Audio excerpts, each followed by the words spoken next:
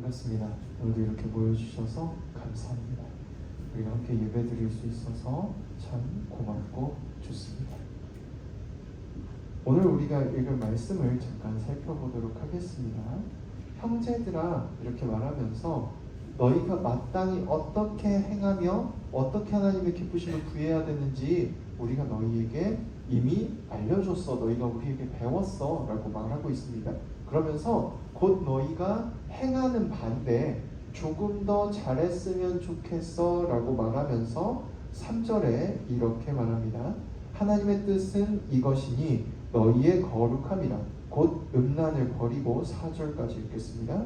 각각 거룩함과 존귀함으로 자기 안에 대할 줄을 알고 5절도 읽을게요. 하나님을 모르는 이방인과 같이 세욕을 따르지 말고, 그리고 6절도 읽겠습니다. 이 일에 분수를 넘어서 형제를 해하지 말라. 여기까지만 딱 읽을게요.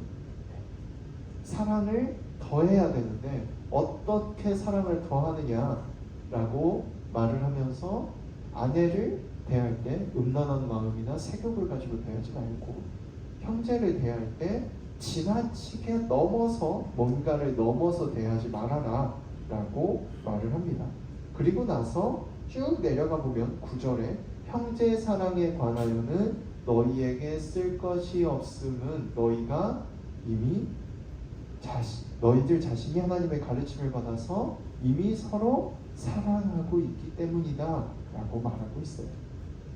뭘 말하고자 하는 거냐면요, 바울 사도와 동료들이 데살로니가 교회에 사랑을 보여줬습니다. 사랑을 전했어요. 그리고 그 사랑을 받고 나서 이들이 서로 사랑하는데 문제가 있습니다. 사람은요, 자기가 경험하지 않은 걸 할 수가 없습니다. 경험한 것만 해요. 이들이 지금 사랑을 누굴 통해 경험했어요? 바울 사도와 함께하는 선지자들을 통해, 예수님의 제자들을 통해 사랑을 배웠어요. 똑같이 남성 대 남성으로서 형제를 사랑하는 법을 배웠습니다. 혹은 남성 대 여성으로서 아껴주고 돌봐주고 기다려주고 형제로서 함께 하는 것을 배웠어요. 그거 외에는 할 줄 알아요? 몰라요? 몰라요. 그래서 바울 사도가 얘기를 듣다 보니까 한 교회에 부부가 다니기도 할 거고, 여성 성도들도 있을 거고, 남성 성도들도 있을 거고, 때로는 고집센 사람도 있을 거고, 좀 고집이 덜한 사람도 있었을 거예요. 그 사이에 생기는 갈등에 대한 이야기를 들었습니다. 그래서 다시금 알려주는 겁니다. 야, 너희가 서로 사랑하는데 그 사랑함이 가족한테도, 아내에게도 적용돼야 돼. 근데 그게 아내를 사랑함에 있어서 내 아내니까 내가 더 육체적으로 음란한 마음을 가지고 사랑해야지, 그것도 사랑이야 이렇게 생각하면 안 되고, 그 사람의 마음을 헤아려서 너희가 서로 사랑하는 것처럼 사랑해야 돼 라고 말하는 거예요. 이것과 그것이 똑같아 라고 말하고 있는 겁니다. 그리고 거기에 있어서 추가로 말하는 것이 형제를 사랑함에 있어서 무언가를 넘어서서, 성경에는 이렇게 나오죠. 분수를 넘어서서 형제를 해하지 말아라 라고 말하고 있습니다. 분수를 넘어선다는 게 뭘까요? 예를 들면 이런 거겠죠. 내가 생각하기엔 이게 맞아. 저 친구가 이게 맞대. 이거 열심히 하고 있어. 왜 내가 봤을 때 그렇게 하면 안 되거든? 그래서 이렇게 말하는 거야. 야, 너 그거 왜 그렇게 해? 혼내고 따지고 막는 겁니다. 그 사람의 이유를 물어보지 않고, 그 사람에게 나름 정당한 이유가 있고 그것도 맞을 수 있잖아요. 근데 그걸 확인해 보지도 않고 내 입장에서 무조건 말하는 거예요. 상대방의 사정과 경우와 아픔을 모른 채로 말하는 겁니다. 당연히 이렇게 해야지. 왜 그래? 이렇게 해야 되는 거 아니야? 라고 말하는 거예요. 만약에 예를 들어 봅시다. 찬양을 불러요. 막 신나는 찬양을 불러. 박수 치면서 즐겁게 찬양해야지 라고 말을 했어요. 근데 만약에 그 친구가 어제 헤어졌어. 그러면 박수 치면서 즐겁게 찬양할 수 있을까? 어렵겠죠. 공부를 합니다. 저는 학교 다닐 때 그걸 참 많이 당했는데, 학교 선생님들이 깜지 쓰는 숙제를 많이 내줬어요. 특히 담임 선생님들이. 그래서 막 노트 몇 권을 깜지를 썼는지를 가지고 때리기도 하시고 혼내기도 하시고 차별해서 대하기도 하시고 이랬거든요. 근데 저 같은 경우는 공부를 할 때 그 책에 직접 표시를 하고 그 책을 직접 분석해서 그걸 요약하면서 공부를 해야 외워지거든요. 책을 보고 아무리 많이 읽어도 많이 반복해서 손으로 써도 외워지지 않는단 말이에요. 근데 선생님이 시켰고 맞기 싫으니까 열심히 했어. 그러면 성적이 어떻게 될까요? 점점 더 떨어지겠죠. 사람마다 할 수 있는 게 다르고 해내는 방향이 다르고 익숙한 것이 다릅니다. 그런데 내가 그 사람을 생각하고 사랑해, 내 사랑을 보여줘야겠어 라는 마음만으로 그 사람에게 이렇게 말하는 겁니다. 너 그거 왜 그렇게 해? 너 그렇게 하면 큰일 나. 사랑이라는 이름으로 분수를 넘어서 폭력을 행하게 되는 거죠. 그래서 그것에 대해서도 바울 사도가 말하는 겁니다. 야, 사랑한다고 말하려면 분수를 지켜. 상대방의 입장과 상황을 알고 그 사람의 입장에서 받아들일 수 있는 얘기를 해야 돼. 그리고 나서 말하기를 그럼에도 불구하고 너희가 교회 안에서 서로 사랑함에 있어서는 정말 잘하고 있어 라고 말을 하는 겁니다. 우리는 자꾸만 내가 경험한 것 이상을 내가 할 수 있다고 착각하곤 합니다. 누군가를 사랑하는 일, 누군가를 아는 일, 누군가를 돕는 일을 내가 알고 있고 경험한 것을 넘어서서 할 수 있다고 착각하곤 해요. 그런데 사람은 누구나 자기가 알고 경험한 것을 넘어서지 못합니다. 바울 사도에게 사랑을 배웠으니까 이 사람들은 거기까지에 머물러 있었던 거예요. 오늘 우리도 똑같습니다. 게리 체프먼이라는 학자가 있거든요. 기독교인이고 부부관계 상담을 하시는 상담사분인데 그분이 쓴 5가지 사랑의 언어라는 책이 있어요. 혹시 나중에 관심 있으면 읽어보십시오. 이혼하려는 수많은 부부들을 상담해가지고 그 관계를 회복시켜준 것에 대한 사례를 통해 엮은 책이거든요. 거기 보면 그분이 수많은 사람을 상담하다 보니까 사람이 사랑을 주고받는 방식에 크게 5가지가 있다라고 정리를 했어요. 여러분이 들으면서 나는 어디에 해당되나라고 생각해 보세요. 어디에 해당되는지 어떻게 알 수 있냐면요. 내가 남에게 누굴 돕고 사랑한다라고 생각할 때, 누군가에게 내 사랑을 보여주고 싶을 때 내가 어떻게 해주고 싶은지를 생각하면 쉽습니다. 첫 번째는요, 칭찬이에요. 인정하는 말이라는 건데, 칭찬받고 칭찬을 하는 게 사랑인 거예요. 누가 뭔가를 잘하거나 누가 내 말을 잘 들어주거나 누가 뭔가를 잘한다라고 생각하면 자꾸 칭찬하는 거예요. 나는 멋있다, 예쁘다, 정말 잘했다, 똑똑하다, 열심히 했네, 칭찬하는 겁니다. 2번째는요, 접촉하는 거예요. 왜 그런 애들 있잖아.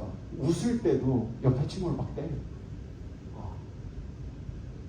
오랜만에 딱 만났는데 보자마자 달려들어서 끌어안아. 이런 애들이 있거든요. 그런 걸 생각하시는 거예요. 내가 사랑하는 만큼 더 가까이 다가가서 어쨌든 육체적인 접촉을 통해서 내가 널 이만큼 사랑해라고 강력하게 보여주는 겁니다. 그리고 또 그렇게 사랑을 받고 싶어하는 사람도 있어요. 3번째는요, 봉사입니다. 봉사. 내가 이 사람의 무언가를 대신해주고 싶은 마음. 이 사람이 어려움을 겪고 있어. 그러면 막 숙제도 대신해주고 싶고 공부도 도와주고 싶고 내 시간을 쪼개서 뭔가를 돕고 싶은 거예요. 돕고 싶은 겁니다. 그 사람이 해야 될 뭔가를 내가 대신해줌으로써, 혹은 내가 해야 될 뭔가를 누군가 대신해줄 때 사랑을 느끼는 거예요. 4번째는 뭐냐면요, 선물입니다. 생각나서 이거 가져왔어. 야, 이거 보니까 네 생각나더라 라고 이렇게 자꾸 조그만한 선물을 자꾸 주시는 분들이 있거든요. 친구들에게도 자꾸 막 쪽지 같은 거 써가지고 선물이야 막 주고, 그림 그려서 주고, 볼펜 자기가 쓰던 볼펜 갑자기 막 주고, 야 이거 좋다, 그래 너 가질래? 막 이런 친구들. 사랑을 선물로서 표현하는 거죠. 내가 너에게 주는 선물, 너를 많이 생각하고 있어 라는 걸 보여주는 겁니다. 그리고요, 5번째는요, 원래 책에 보면 이게 2번째로 나와요. 함께 하는 시간입니다.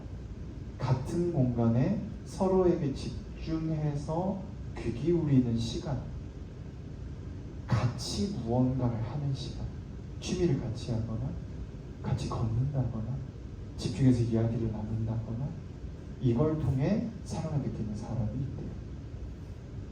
여러분은 어디에 해당되시나요? 이거랑 비슷한 얘기 여러 번 했거든요, 설교하면서. 사람마다 사랑을 느끼는 방식은 다 다르고 표현하는 방식도 다 달라요. 내가 경험하고 내가 알고 있는 것 외에 다른 방식으로 사랑을 누군가 주면요, 받아들이지 못해요. 내가 누군가에게 사랑을 줄 때도 마찬가지예요. 내가 주고 싶은 방식으로 줬는데 그 사람에게 그게 사랑이 아니라면 받아들이지 못하는 거예요. 함께 있고 싶은 사람에게 아무리 칭찬해봤자 소용없는 거고요. 작은 선물이라도 나를 생각해주길 바라는 사람에게 선물을 안 주고 열심히 같이 있기만 하고 그 사람의 뭔가를 대신해주기만 해봤자 의미가 없는 거예요.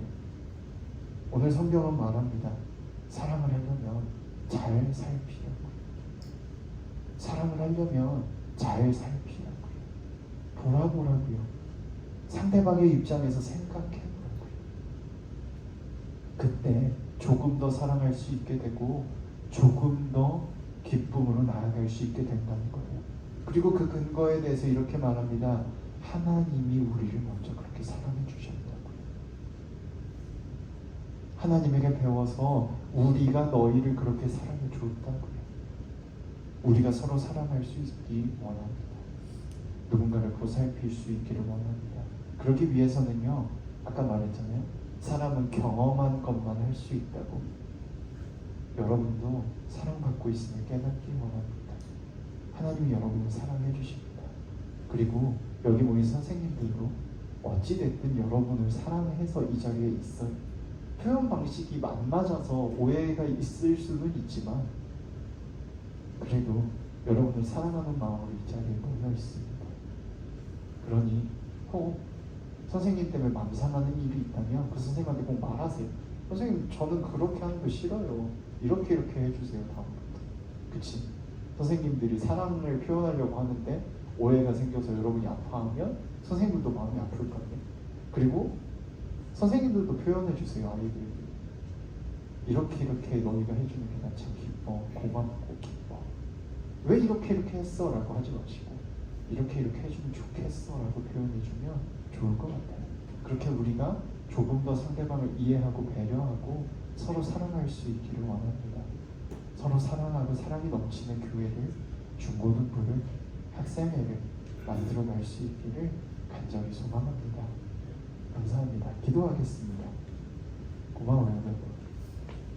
손 모아주시고 눈 감아주시고요.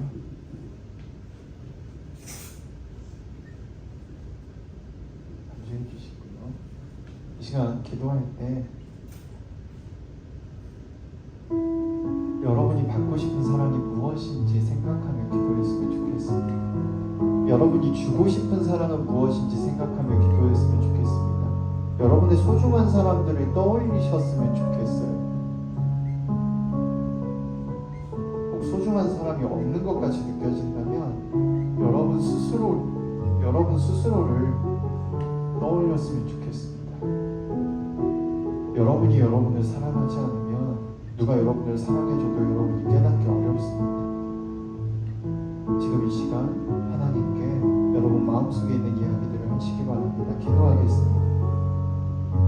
목소리 내실 수 있는 분들 내셔서 하시고 마음으로 하실 분들은 마음으로 하시기 바랍니다.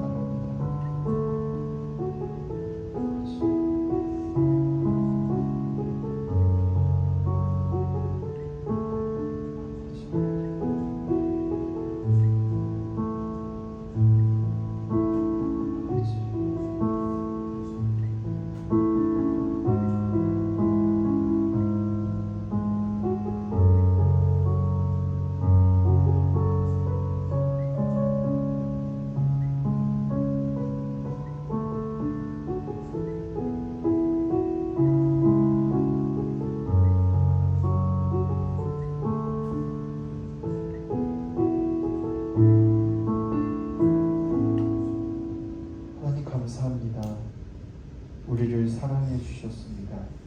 우리에게 다가와 주셨고 우리에게 말씀해 주셨습니다. 내가 너를 사랑한다고, 너는 사랑받기에 충분한 사람이라고 말씀해 주셨습니다. 그러나 세상은 우리를 끊임없이 평가합니다. 우리에게 손가락질하며 말합니다. 그렇게 하면 안 된다고, 내가 너 잘되라고 하는 말이라고 말하며 아무렇지 않게 우리에게 상처를 입힙니다. 하나님, 이제 그들의 말 속에 담긴 아주 조그마한 사랑이라도 우리가 발견할 수 있도록 도와주시고, 그 말에 상처받지 않게 하시며, 또한 우리는 그들에게 진짜 사랑이 무엇인지 보여줄 수 있도록 힘을, 용기를 허락하여 주시옵소서.